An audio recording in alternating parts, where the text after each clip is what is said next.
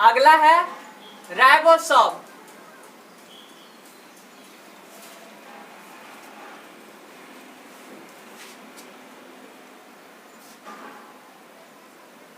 Ribosome अभी हम तुरंत बताए थे कि अंतःप्रायद्रव्य जालिका को दो भागों में बांटा गया था। एक था स्मूथ ईआर, एक था rough ER. Rough ER side किसका छिड़काव था? राइबोसोम का। और वो किसका निर्माण कर रहा था? प्रोटीन का। तो राइबोसोम किसका निर्माण करेगा? प्रोटीन का। प्रोटीन का। इसलिए राइबोसोम को प्रोटीन की फैक्ट्री कहा जाता है। इसलिए राइबोसोम को प्रोटीन की फैक्ट्री कहते हैं। प्रोटीन की फैक्ट्री। राइबोसोम प्रोटीन का निर्माण करता है, इसलिए इसे प्रोटीन की फैक्ट्री कहते हैं। ठीक है। अगला टॉपिक है केंद्रक।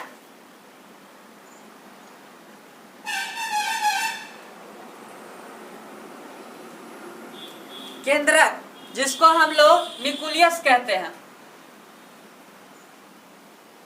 ये केंद्रक, इसका खोज रॉबर्ट ब्राउन ने किया था। इसका खोज किसने किया था? Robert brown. इसका खोज रॉबर्ट ब्राउन ने किया था। ये केंद्रक काम क्या करता है?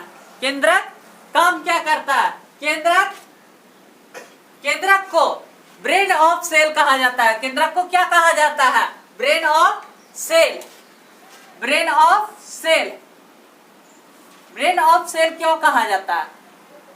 इसको कोशिका का दिमाग कहा जाता है। केंद्रक को कोशिका का दिमाग कहा जाता है। यानी ये था कोशिका झिल्ली। इसके अंदर अभी हम लोग क्या क्या पढ़े? पहले क्या पढ़े थे? माइटोकॉन्ड्रिया। दूसरा क्या पढ़े थे? वैक्यूल्स। तीसरा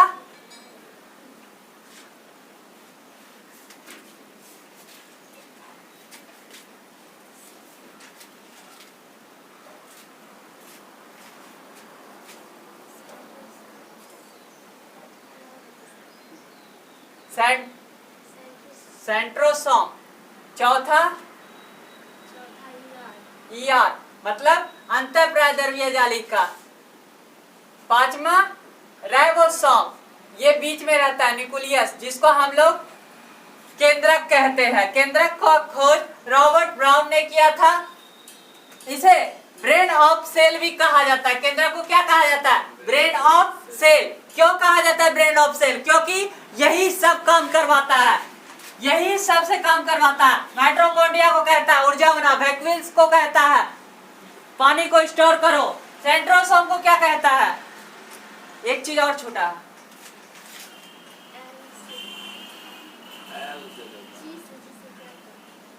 जी से गाल्जी बॉडी। वैक्यूल्स, सेंट्रोसोम, अंतःप्रायद्रव्य जालिका, ईआर एंडोप्लाज्मा रेटिकुलम, आर से राइबोसोम, एन से न्यूक्लियस।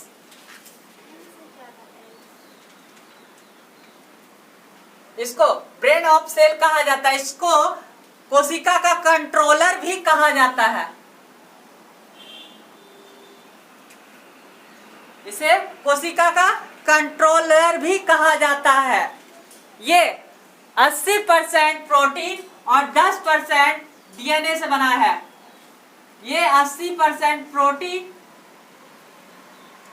10% डीएनए और 10% अन्य तत्व से बना है। इसका खोज रॉबर्ट ब्राउन ने किया था। इसको इंग्लिश में न्यूक्लियस कहते हैं। इसे ब्रेन ऑफ सेल कहते हैं। क्यों कहते हैं? क्योंकि ये कोशिका का दिमाग है, यही सबसे काम करवाता है। इसे इसलिए कंट्रोलर भी कहा जाता है।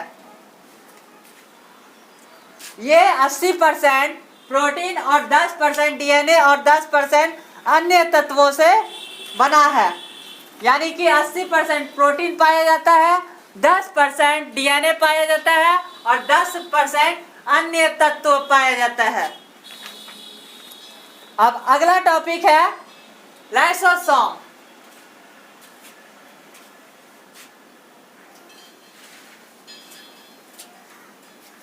9वां टॉपिक है लाइसोसोम।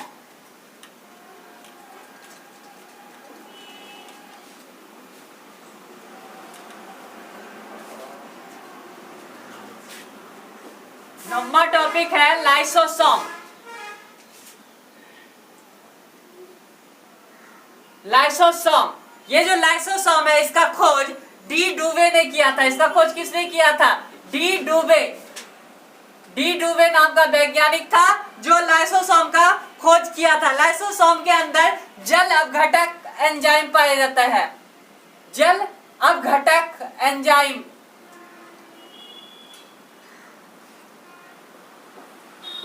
लाइसोसोम के अंदर जल अपघटक एंजाइम पाया जाता है जिसको हाइड्रोलिक एंजाइम कहते हैं।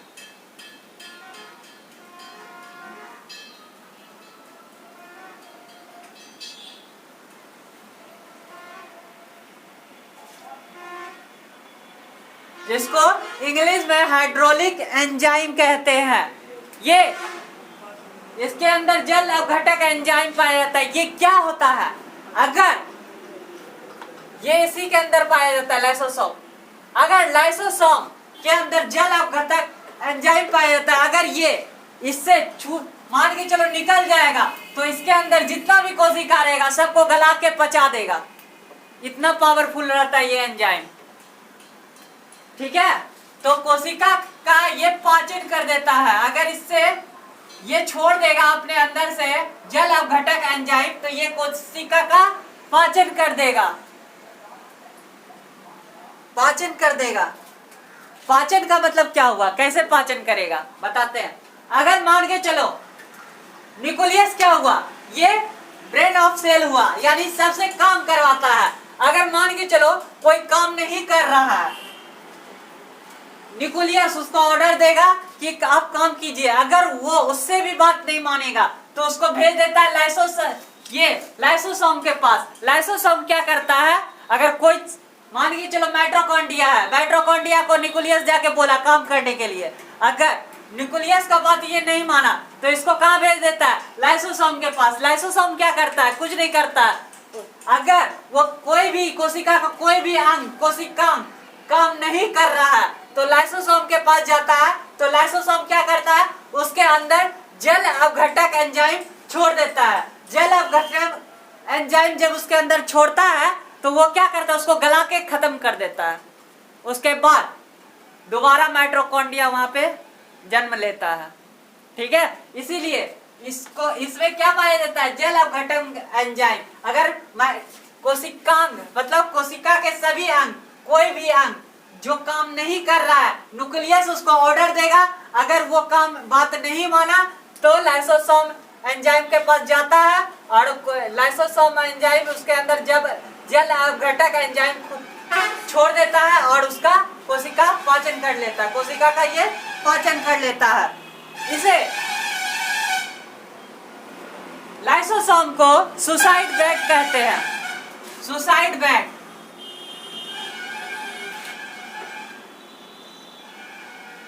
सुसाइड बैग यानी कि आत्महत्या की थैली। आत्महत्या की थैली।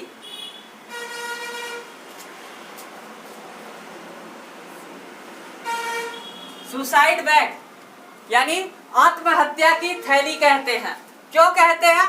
अगर मान के चलो कभी कभी ऐसा स्थिति आता है कि हमारा कोशिका, कोई भी कोशिका काम नहीं करता, ना ही माइटोकॉन्ड्रिया, ना ही गाल्जी बॉडी, ना ही वैक्यूल्स, ना ही सेंट्रोसोम, ना ही अंतःप्राद्रव्य जालिका, ना ही राइबोसोम।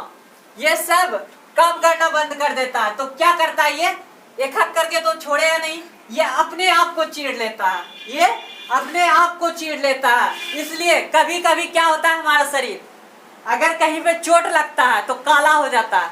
तो काला क्यों होता है?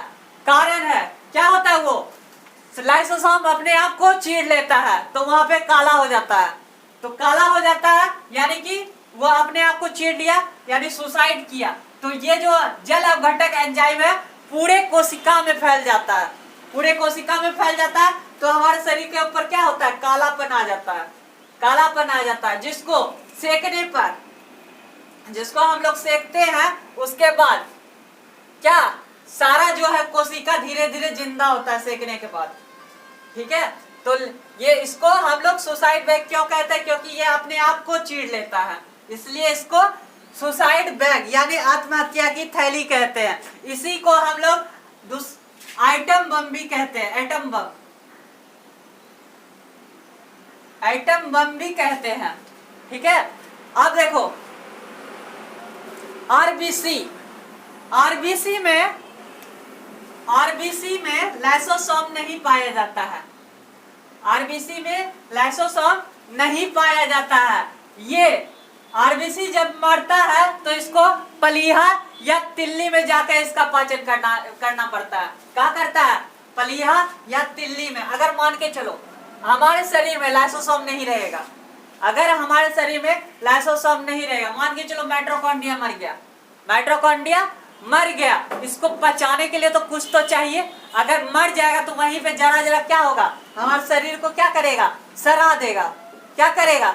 सड़ा देगा। तो हमारे शरीर में लाइसोसोम के भी जरूरत है, अगर नहीं रहेगा तो वहीं सड़ जाएगा और हमारा बॉडी खराब हो जाएगा। इसीलिए लाइसोसोम पाया जाता है। ये इसके अंदर जल अपघटक एंजाइम, हाइड्रोलिक एंजाइम पाया जाता है जो कोशिका का पाचन करता है। कभी कभी ऐसा स्थिति आता है कि कोशिका काम करना बंद कर देता है, तो ये अपने आप को चीर लेता है, पूरे कोशिका में जल अपघटक एंजाइम छोड़ देता है। इसलिए इसे सुसाइड बैग, आत्महत्या की थैली और एटम बम कहा जाता है। लेकिन आरबीसी में लाइसोसोम नहीं होता है, इसलिए इसको पलीहा या तिल्ली में जाके अपना पाचन करना पड़ता है। कहाँ करता है? पलीहा या तिल्ली में जाके पाचन करता है। अगला टॉपिक है जीव द्रव्य। अगला टॉपिक है जीव द्रव्य।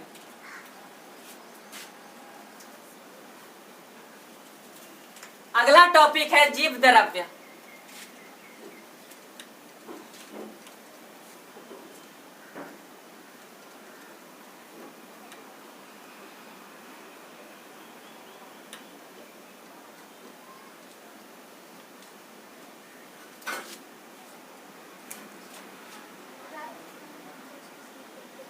जीव द्रव्य,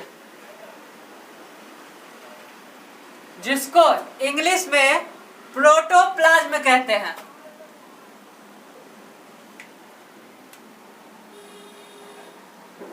प्रोटोप्लाज्म, प्रोटोप्लाज्म ये जो है कलरलेस होता है। ये कैसा होता है? कलरलेस। कलरलेस का मतलब हुआ इसके अंदर कोई कलर नहीं पाया जाता है, ये कोई कलर का नहीं होता है। जैसे पानी कलरलेस होता है, उसमें कोई कलर नहीं होता, इसमें भी कोई कलर नहीं होता, ये कलरलेस होता है। हमारे जीव द्रव्य में 80% जल पाया जाता है। क्या पाया जाता है? 80% जल। आप मान के चलो बैग है, बैग के अंदर बहुत सारा बर्तन भर दिया जाए, बैग के अंदर बहुत सारा बर्तन भर दिया जाए और लेके उसको दौड़ेंगे तो वो ढन आवाज करेगा, करेगा। तो उसके अंदर कुछ तो चाहिए जो आपस में वो आवाज नहीं करे, टकराए नहीं, कुछ तो चाहिए। इसीलिए कोशिका के अंदर इतना इतना पार्ट है, अगर ये आपस में टकराएगा, मान के चलो राइबोसोम टकरा गया लाइसोसोम से, तो क्या होगा? ये लाइसोसोम भर का तो क्या छोड़ेगा? जल अपघटक एंजाइम, तो उसको जला के पचा देगा। इसीलिए इसके अंदर जीव द्रव्य पाया जाता है। क्या पाया जाता है? जीव द्रव्य। जैसे बैग के अंदर बहुत सारा बर्तन रखेंगे और उसके अंदर भर देंगे आप थर्मोकोल, तो क्या होगा? वो लेके दौड़ेंगे तो ढनमनाएगा नहीं, वो आपस में सटेगा नहीं। उसी तरह ये सब आपस में नहीं सटे तो उसमें क्या पाया जाता है? जीव द्रव्य। क्या पाया जाता है? जीव द्रव्य। जीव द्रव्य में 80% जल, 80% जल की मात्रा होती है। अगर 80% जल का भाग होता है लिक्विड के रूप में। किसके रूप में? लिक्विड। पानी नहीं रहता है, लिक्विड रहता है, मोटा पदार्थ रहता है। ठीक है, अगर मान के चलो हमारे शरीर में 10% की कमी होगी तो आदमी, अगर हमारे शरीर में 10% जल की कमी होगी तो आदमी मर जाएगा। क्या होगा? मर जाएगा। अगर 2% जल की कमी होगी तो आदमी को प्यास लगेगा। क्या लगेगा? प्यास लगेगा। इसको प्रोटोप्लाज्म को 2 भागों में बांटा गया है। एक है जीव द्रव्य, एक है जीव द्रव्य, कोशिका द्रव्य, एक है कोशिका द्रव्य और दूसरा है केंद्रिका द्रव्य। केंद्रिका द्रव्य, जीव द्रव्य और केंद्रिका द्रव्य। यानी कोशिका को क्या बोलते हैं? साइटोप्लाज्म द्रव्य है और केंद्रक को न्यूक्लियस,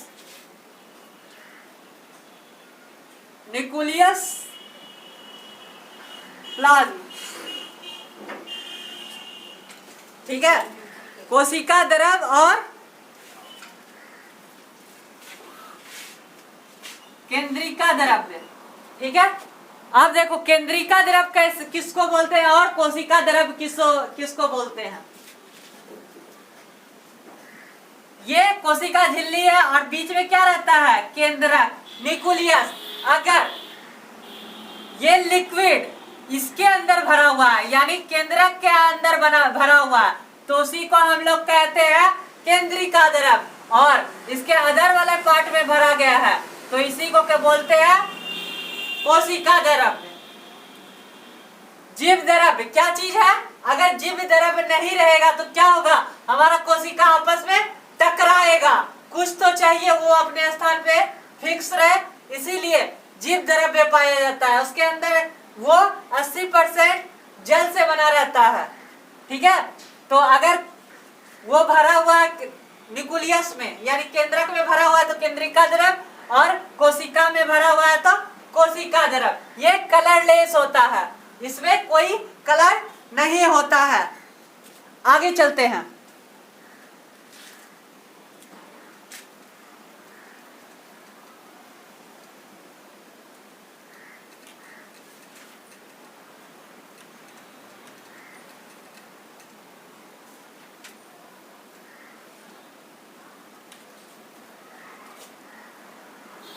अगला टॉपिक है सिलिया और flagella. Cilia as flagella.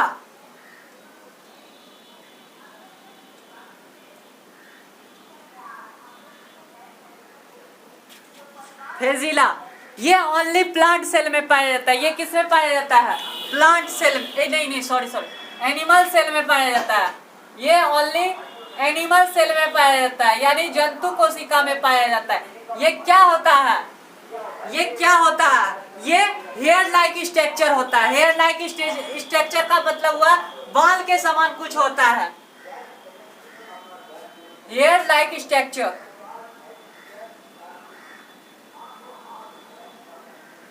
Hair like structure ये बाल के समान होता है। जैसे ये कोशिका है, इसके बाहर बाल के समान होता है ये संरचना। ठीक है, जो सिलिया है और फ्लैजिला है ये ओनली एनिमल सेल में पाया जाता है। ये ओनली जंतु कोशिका में पाया जाता है। ठीक है, ये कोशिका के बाहरी भाग में रहता है। ये कोशिका के कौन सी भाग में रहता है? बाहरी भाग में रहता है। ठीक है, ये मूवमेंट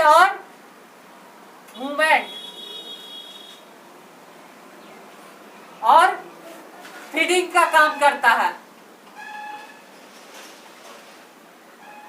मूवमेंट और फीडिंग का मतलब होता है, फीडिंग का मतलब होता है सोखने का काम करता है, अपने अंदर अवशोषित कर लेता, सोख लेता है। और मूवमेंट का मतलब कोशिका को हिलने डोलने में यही मदद करता है। कौन करता है? सिलिया और फ्लैजिला। ठीक है, अगर कोई तरल पदार्थ इसके बगल में रहता है तो ये बाल उसको सोख लेता है कोशिका के अंदर। तरल पदार्थ, ठीक है, लिक्विड उसको सोख लेता है। बड़े बाल को हम लोग कहते हैं बड़ा वाला बाल को फ्लैजिला कहते हैं और छोटे बाल को सिलिया कहते हैं। देखो सिलिया और फ्लैजिला ये ओनली एनिमल सेल में पाया जाता है, जंतु कोशिका में पाया जाता है। ये हेयर लाइक स्ट्रक्चर होता है। हेयर लाइक स्ट्रक्चर मतलब बाल के समान स्ट्रक्चर होता है, ठीक है। और सिलिया और फेजिला बाहरी भाग में पाया जाता है, बाहरी कोशिका के बाहरी भाग में पाया जाता है। ये मूवमेंट और फीडिंग का काम करता है। मूवमेंट मतलब कोशिका को हिलने डुलने में मदद करता है, और फीडिंग का मतलब इसके बाहर कोई भी तरल पदार्थ रहता है तो उसको अपने अंदर सोख लेता है। बड़े वाल को फेजिला और छोटे वाल को सिलिया कहते हैं।